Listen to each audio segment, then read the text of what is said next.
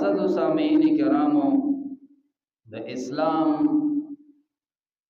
ابتدائی دور چې کوم سختو او تکلیفاتو سره مخ او په کومې طریقې سره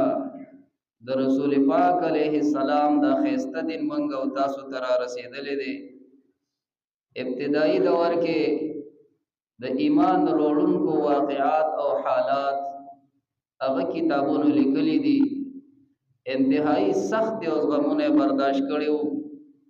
ذکر رب ذوالجلال په قران کریم کې د رسول پاک علیه السلام مبارک او صحابه ته د خپل رضامندۍ سرټیفیکیټ ورکړ چې زه د دین رضا یم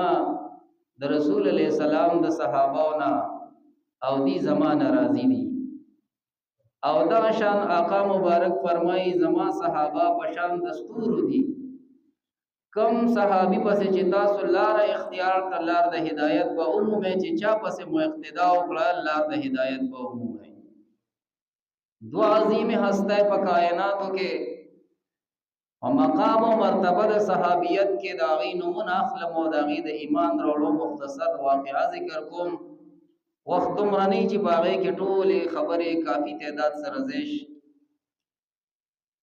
د رسول پاک علیہ السلام او د سیدنا بکر صدیق رضی الله تعالی عنہ د ابتدائی دورنا یعنی د وړوکوالینا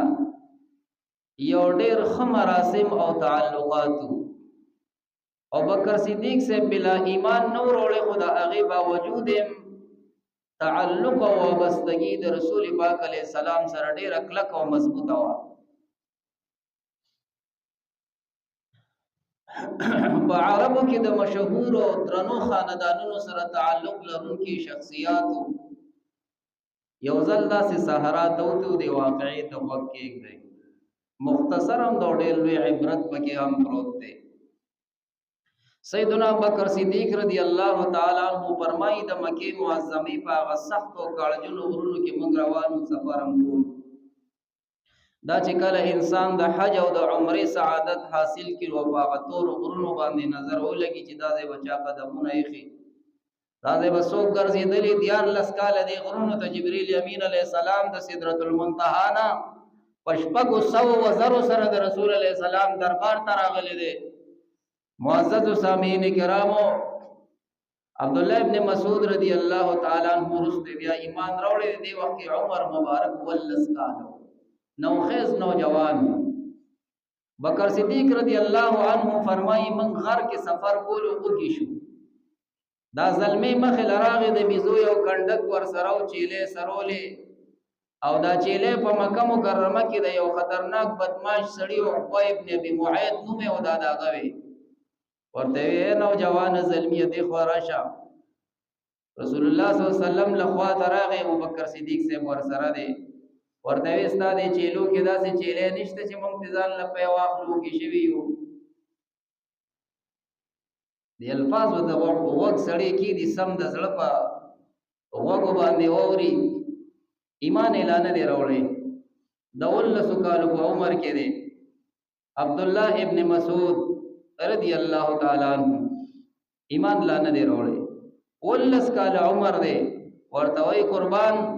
تاسو راته ډېر معزز ملمانه ښکارئ او د ډېر اوچتې قبیلې خاندان شخصیات هم راته ښکارئ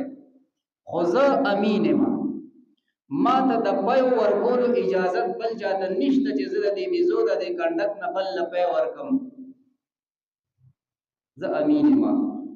ګوره ایمان یې نه دی راوړی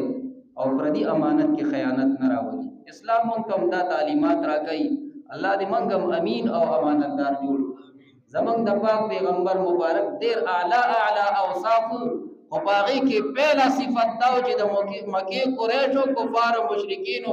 او بيدینو په یو چغه په یو आवाज باندې ویلو چې رسول الله علیه السلام محمد ابن عبد الله نبی آخر الزمان علیه السلام امین او صادق دی. دا دغه بغټو اعلی اوصاف کې عبد الله ابن مسعود سے ورته وایي زه امین ما ته د مالک د طرف نه اجازت نشته چې ته د دې بيزونه چاله په ور کې او د دې کنډک نه لشو کې. رسول الله صلی الله علیه وسلم ورته وایي چې ښا زه دغه خبرې خو درته اجازت نشته خو ستا په دې چیلو کې داسې چیلې شته چې د هغه بچی نه پیدا شوه او چې ویزا تاسو ته سیر لوای پټم پړته وای دړم ویزا وی او شتپکه یو او چټه پچې لیوا او بکر صدیق رضی الله عنه فرمای ما سره یو رسې و پړیو مې لګاړه کې واچو او فرحکو رحکو مې د دوړو جهان سردار مبارک لراوستا چې څنګه مې راوسته ما ته امام الانبیاء علیہ السلام فرمایي بکر صدیق پرېږي دا هغه خپل د نبوت او د برکت هغه به مثل او به مثاله خيستو پاستوري خمي مالوچی هغه مبارک لاسونه چې ورلسنګ په غلاس راکاګلو په شای ولا لاس راخ کو دا سه تان ته ولګی رتا به وي چې دا د ډومبه یاد دوه به ورځ لګه د غلاس په خو کې نه راتلا رسول الله صلی الله علیه وسلم بکر صدیق سے ته وی لو خیروالا دا د هجرت واقعا نه ده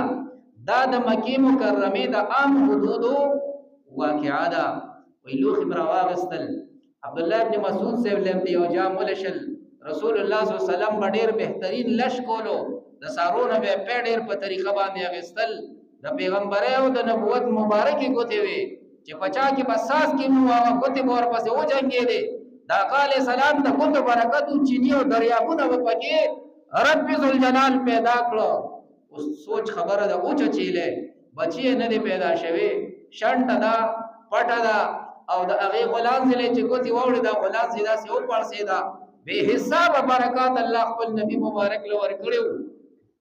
درې واړو یو جام په اوسکل او هغه ته وی چې زما مالک ته جواب کوم چې دی بي زبان کم کیفیت شي وته وی ګوره ورتا هغه غلام زیدا هغه چيله طرف ته دا سه اشاره کوته اکلس او چشا تو عام شکل کی طرح سکڑ گئی څنګه چې مخ کې وچوم بیا هغه سه وچشوا او په کنډک کې پرې خدا عبد الله ابن مسعود رضی الله تعالی عنہ فرمایي وای ما چې د اقال سلام دې کمال تو قتل او دې برکت ته میو قتل په هغه ځای باندې او فرمایل اشهد انک رسول الله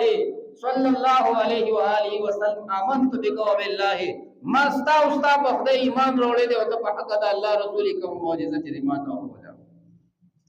دومره جلیل القدر صحابیو